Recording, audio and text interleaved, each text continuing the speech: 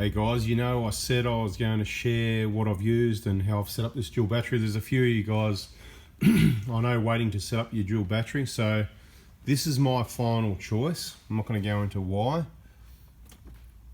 but we're going to use the Century Dual Force. It's in place, the genuine factory bracket.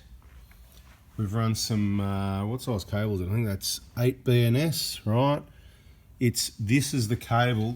I'm just getting started here. This is the cable that runs the power from the front to the back, and it's just for switch panels, running fridges, whatever. So we don't need some massive cable to start our car or go out to a trailer or anything like an Anderson plug. So this is definite overkill. You don't even need to go this big.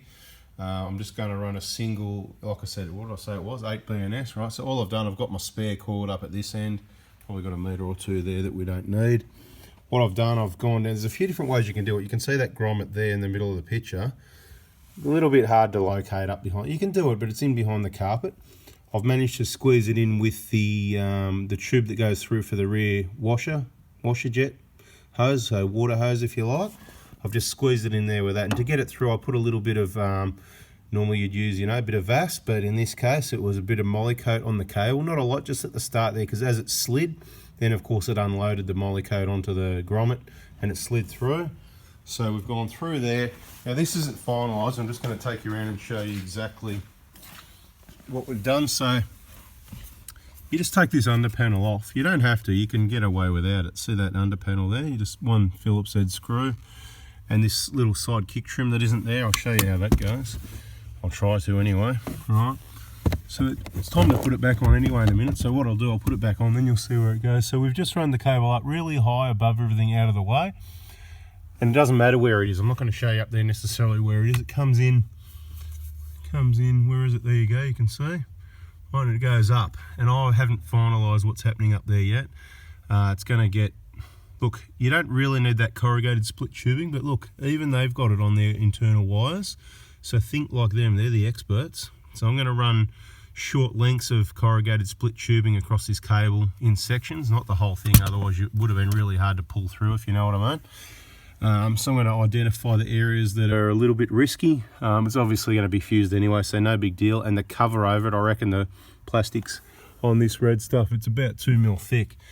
Anyway, I just wanted to show you how this trim comes off and goes back on. It's all just clips, right? So like always, trying to do things two-handed. See that little tag behind it there, right? That just hooks into that hole kind of like there.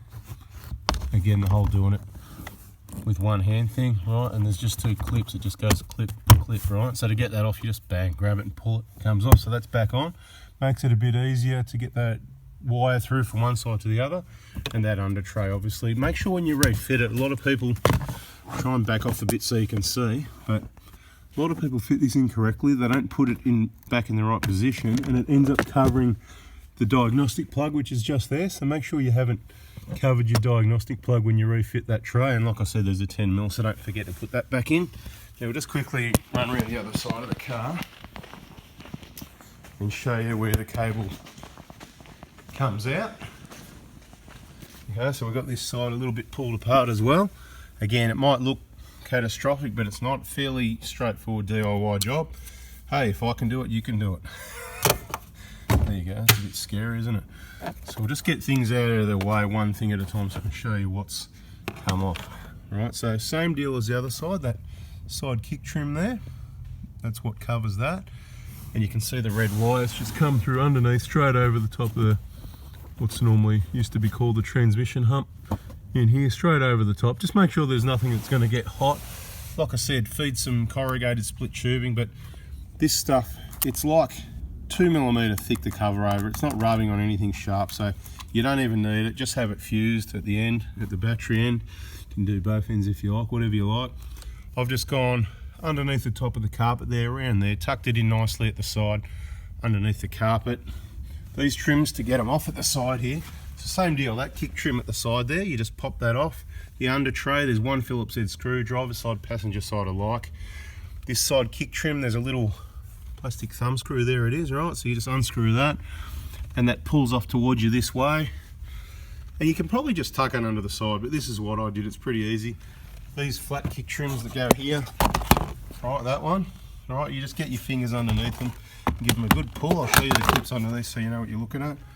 Right, it's just clips like that. They just pull straight off. Toyota stuff's pretty good. You'd be struggling to break a trim now. So I just run it along there. Open up those little clips one by one once you've got it running. Sit those in place. I just fed it underneath there again. I'm not sure what's under there, so I'll feed some split corrugated tubing through over that from this end till it comes out. I'm going to the back door now. Right, just because I don't know what's in there, let's pretend it's rubbing on something. And again, like, it's not going to matter because it's got heaps of insulation. It's about 2 mil thick, plus there's a fuse up the battery, and there's going to be. Up along here, same deal under the clips. I've just literally tucked it, folded the seats down, right? Seats down, tucked that under the side of the trim so it goes all the way to the bottom. Underneath, we'll just go to the back of the vehicle. Right. So, literally, tucked it in the side underneath the bottom of that trim, all the way until it was in there. So you can see that's where it is. So it's not, obviously it's just sitting there at the moment. That's the end of the line. And we're going to put that little splitter in, fuse block splitter thing, whatever you call them. It's got fuses in it and it does split off different directions. So we'll call it a fuse splitter box unit thingy. So we're going to mount that. Haven't worked out exactly where yet. One thing we need to do for sure is run that wire. So next thing is we'll work out exactly what power sockets we put in here, whether it's whatever it is, and we'll get all that fitted off here. We'll show you that once it's done. And obviously we've got to connect the battery end, but not before we install our charger. Just want to show you that stage.